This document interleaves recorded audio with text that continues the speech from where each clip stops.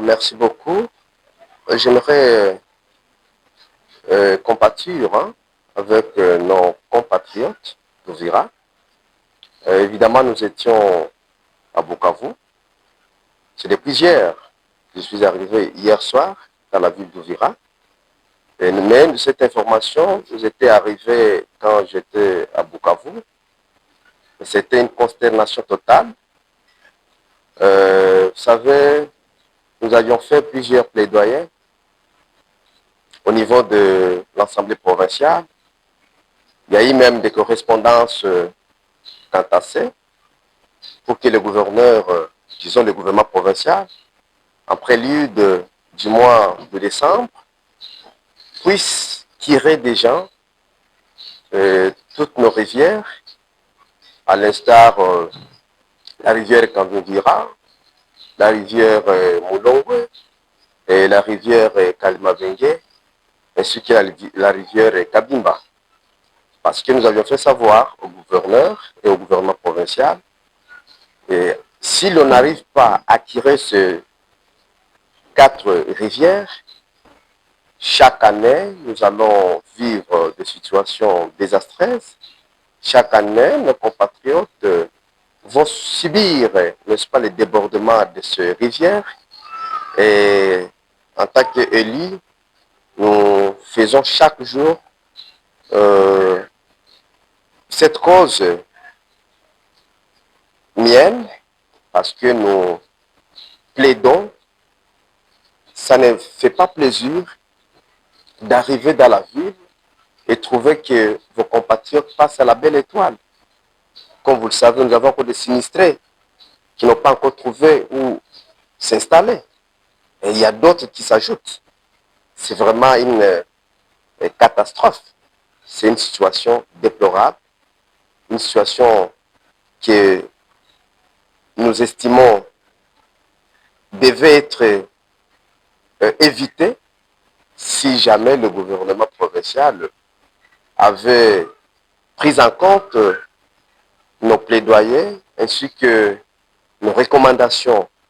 Parce que si l'on avait tiré ces 4 rivières avant décembre, on n'arriverait pas à cette situation que nous déplorons aujourd'hui tous. Mais nous continuerons toujours à faire une pression afin que le gouvernement provincial puisse faire quelque chose dans le sens de permettre à nos concitoyens de vivre quand même dans une quiétude, de vivre une vie normale. Parce que c'est inapproprié, ça ne peut pas nous faire plaisir de voir une telle situation calamiteuse se produire chaque année. Parce que ça devient maintenant chaque année. Pourtant, nous aimerions bien qu'on mette fin. Et nous pensons que nous continuerons toujours à faire des plaidoyers, qu'on en finisse quand même une fois pour toutes. J'ai été appelé par ma base, la notabilité. Vous savez, à Roningu, il y a des militaires FARDC qui ont été déployés dans le Moyen et au Plateau. Et naturellement, ils devaient passer par, n'est-ce pas, via le groupement Roningu. Contre toute attente, vers 11h, 12h, il y a des brebis galaises qui ont commencé à tirer des balles réelles, ici et là, et jusqu'à 21h. J'ai eu des appels de nos compatriotes du Moyen Plateau qui étaient, nous avions appris que les écoliers ainsi que leurs enseignants avaient pris la pousse d'escampette, les mamans qui étaient au champ, et aussi, elles aussi, voulais-je dire, sont restés là-bas au lieu de rentrer à la maison, et ceux qui restaient dans le village, tous avaient fui. Parce qu'il y a eu des crépitements de balles, il y a eu des crépitements de balles sans savoir les causes réelles. Et nous avons appelé depuis hier le responsable de FARDC au niveau de notre territoire et ville. Nous avions appelé aussi au niveau provincial et nous avions reçu évidemment des réponses qui nous apaise, hein, parce que le commandant secteur, OPS, m'avait appelé, il m'avait dit qu'il était déjà sur le terrain pour pouvoir s'imprégner du dossier et que donc la situation est déjà maîtrisée. Ces militaires qui se sont donné les listes de procéder à la dissipation des munitions de guerre seront appréhendés, traduits en justice, afin que ce genre de situation ne puisse plus se répéter.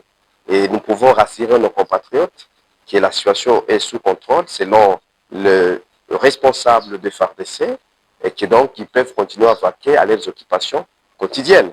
Et même, j'avais appris d'autres informations au niveau du marché Cachatou, que les militaires y étaient nombreux. Et là aussi, il y a eu crépitement des balles. Le commandant au secteur, j'ai échangé avec lui.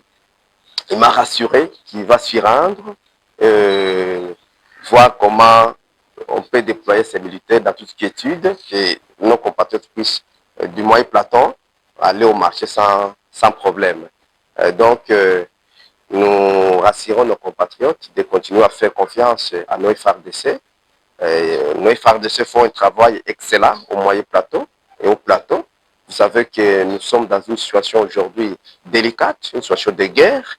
Il y a des groupes armés étrangers et nationaux qui sont au moyen plateau et qui veulent porter atteinte à l'intégrité nationale. Nos FARDC travaillent d'arrache-pied et nous demandons tout simplement à nos compatriotes de continuer à les accompagner, à procéder à une collaboration franche, n'est-ce pas, avec nos forces de sécurité, afin de pouvoir consolider et aussi maintenir la paix ainsi que l'intégrité territoriale. Parce que nos services de sécurité ne peuvent pas réussir cette lourde mission sans l'accompagnement de la population. C'est pourquoi je peux vous rassurer que chaque jour, chaque heure qui se passe, nous sommes au courant de tout ce qui se déroule dans notre circonscription électorale. Et nous sommes là pour aider nos FARDC, à les encourager. Et c'est là qui se transforment en brebis galaises, je vous rassure, qui seront appréhendés et punis à la rigueur de la loi. Comme notre chef de la vision du chef de l'État, c'est de protéger la population, c'est de sécuriser l'intégrité territoriale. Le chef de l'État, tu sais ce qu'il dit, il ne dort pas. Il travaille nuit et journée pour nous assurer que nous ayons, n'est-ce pas, une paix durable, une paix intégrale.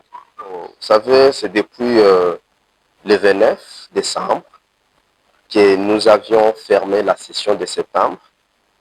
Pratiquement, ça fait une année que nous sommes à Bukavu. Et lorsque on nous accorde, n'est-ce pas, une période de vacances parlementaires, ce n'est pas pour que nous restions, n'est-ce pas, dans le chef-lieu, mais pour que nous rentrions dans nos bases respectives, dans notre circonscription, n'est-ce pas, venir faire la restitution. Nous avons l'obligation de redevabilité. Nous devons rendre compte à ceux-là qui nous ont soutenus. Nous devons rendre compte à la population qui nous a, n'est-ce pas, qui a jeté l'air dévolu sur nous. Et donc, je suis ici, c'est depuis hier, pour que nous puissions, n'est-ce pas, palper du doigt la réalité sur le terrain. Et pendant cette période, nous allons faire plusieurs conférences débats avec nos concitoyens, que ce soit dans la ville d'Ouvira, que ce soit aussi au niveau du territoire. Parce que pour que nous ayons des éléments fiables, lesquels nous allons mettre dans notre rapport parlementaire, parce que chaque fin de vacances parlementaires, nous avons, comment dirais-je, l'obligation de mettre un rapport sur pied, lequel rapport va inspirer le gouvernement provincial de tout ce qui se passe sur toute l'étendue de la province. Donc, en termes simples et simplistes, si je peux dire ainsi, je suis à Ouvira, dans ma base naturelle, afin de pouvoir écouter le problème, les difficultés, le besoin, les desiderata de nos compatriotes pour que nous fassions des plaidoyers au niveau de la Chambre délibérante sur des questions réelles, de problèmes ressentis par la population.